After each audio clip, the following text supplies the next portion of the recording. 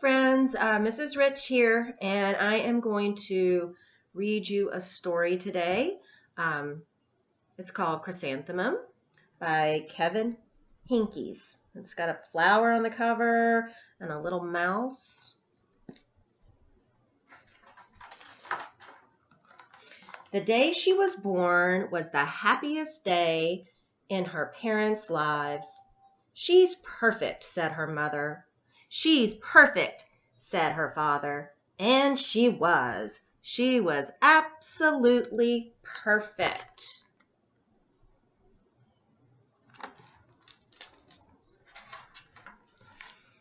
"Her name must be everything she is," said her mother. "Her name must be absolutely perfect," said her father. And it was.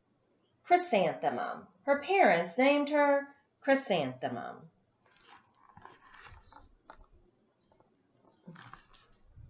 Chrysanthemum grew and grew and grew, and when she was old enough to appreciate it, Chrysanthemum loved her name.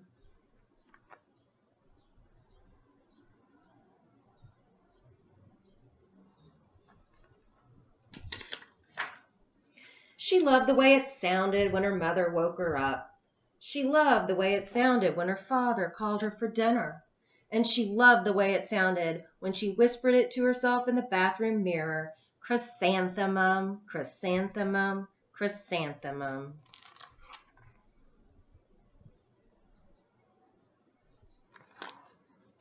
Chrysanthemum loved the way her name looked when it was written with ink on an envelope. She loved the way it looked when it was written with icing on her birthday cake. And she loved the way it looked when she wrote it herself with her fat orange crayon. Chrysanthemum, chrysanthemum, chrysanthemum.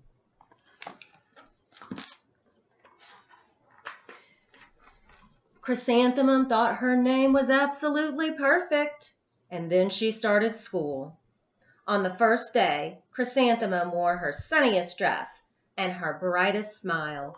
She ran all the way to school. "Hooray," said Chrysanthemum. "School!"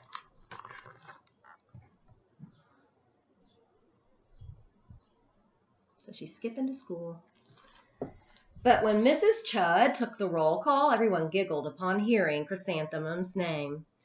So Mrs. Chud is calling all the names. There's a Don, an Eve, a Louis, an Al, a Les, a Kay, a Max, Sue, Bill, Pat, Tom, Sam, Ken, Joe, Rita, Victoria, and Chrysanthemum.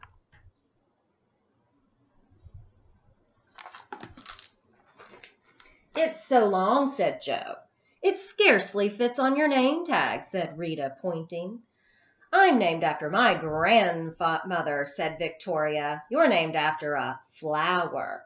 Chrysanthemum wilted. She did not think her name was absolutely perfect. She thought it was absolutely dreadful.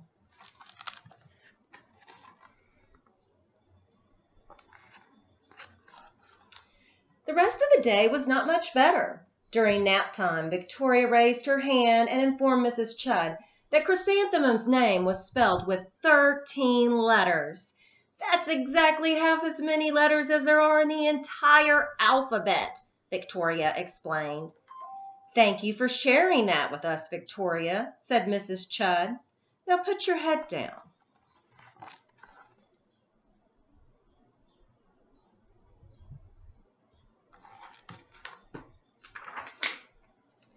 "If I had a name like yours, I'd change it," Victoria said, as the students lined up to go home. "I wish I could," thought Chrysanthemum miserably. "Welcome home," said her mother. "Welcome home," said her father. "School is no place for me," said Chrysanthemum.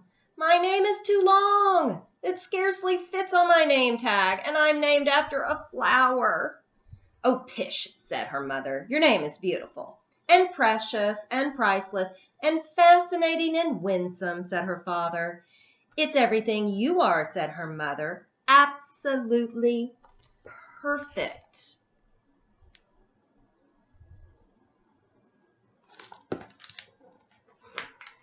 Chrysanthemum felt much better after her favorite dinner, macaroni and cheese with ketchup, and an evening filled with hugs and kisses and parcheesi. That night Chrysanthemum dreamed that her name was Jane. It was an extremely pleasant dream.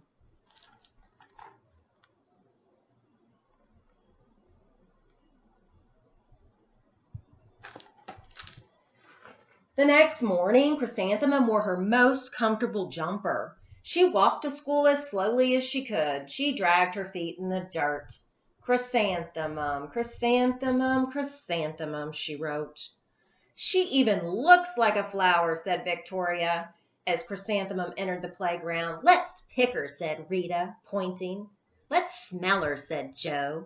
Chrysanthemum wilted. She did not think her name was absolutely perfect. She thought it was absolutely dreadful.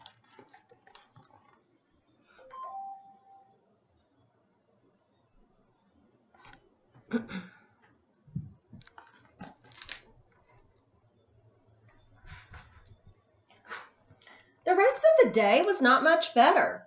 During nap time, Victoria raised her hand and said, "A chrysanthemum is a flower. It lives in a garden with worms and other dirty things." "Thank you for sharing that with us, Victoria," said Mrs. Chudd. "Now put your head down." "I just cannot believe your name," Victoria said as the students lined up to go home. "Neither can I," thought Chrysanthemum miserably.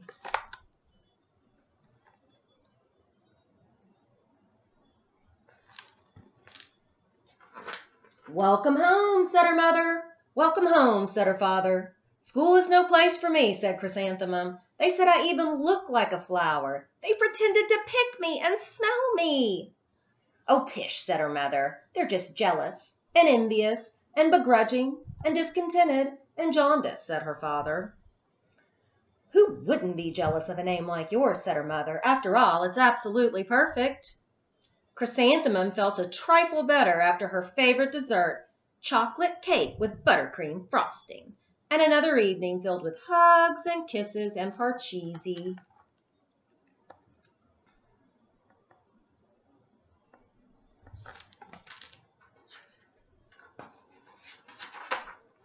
That night, Chrysanthemum dreamed that she really was a chrysanthemum. She sprouted leaves and petals. Victoria picked her and plucked the leaves and petals one by one until there was nothing left but a scrawny stem. It was the worst nightmare of Chrysanthemum's life. Chrysanthemum wore her outfit with 7 pockets the next morning. She loaded the pockets with her most prized possessions and her good luck charms. Chrysanthemum took the longest route possible to school. She stopped and stared at each and every flower. "Chrysanthemum, chrysanthemum, chrysanthemum," the flowers seemed to say.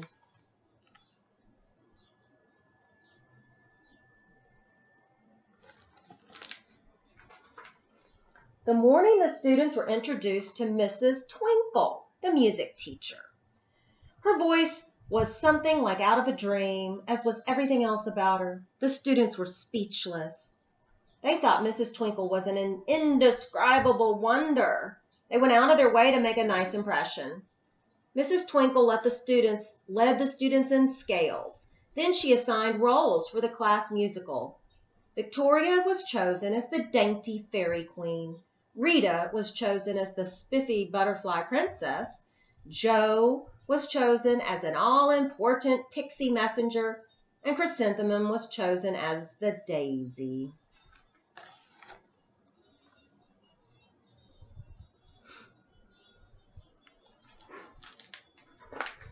"Chrysanthemum's a daisy, chrysanthemum's a daisy," Joe, Rita, Victoria chanted, thinking it was wildly funny. Chrysanthemum wilted. She didn't think her name was absolutely perfect. She thought it was absolutely dreadful. "What's so humorous?" asked Miss Twinkle. "Chrysanthemum," was the answer. "Her name is so long," said Joe. "It scarcely fits on her name tag," said Rita, pointing. "I'm named after my grandmother," said Victoria. "She's named after a flower."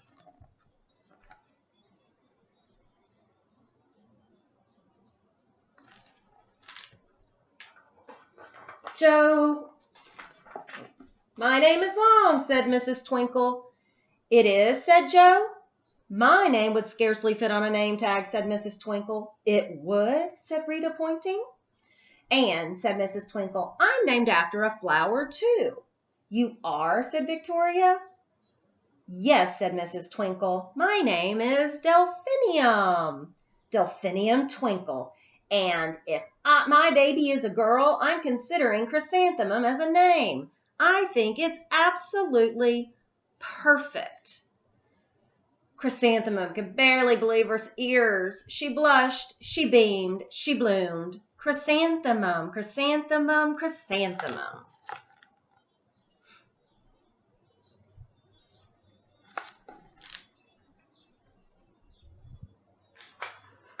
Joe, Rita, and Victoria looked at Chrysanthemum longingly. Call me Marigold, said Joe. I'm Carnation, said Rita, pointing. My name is Lily of the Valley, said Victoria. Chrysanthemum did not think her name was absolutely perfect. She knew it.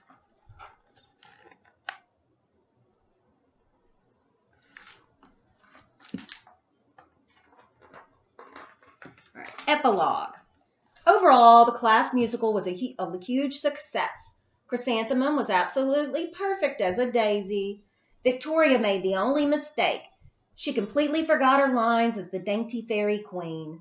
Chrysanthemum thought it was wildly funny, and she giggled throughout the entire dance of the flowers. Eventually, Mrs. Twinkle gave birth to a healthy baby girl, and of course, she named her Chrysanthemum.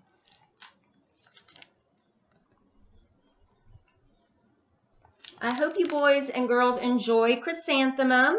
I enjoyed reading it to you, and I hope to read you another book soon. Have a good rest of your day. Bye.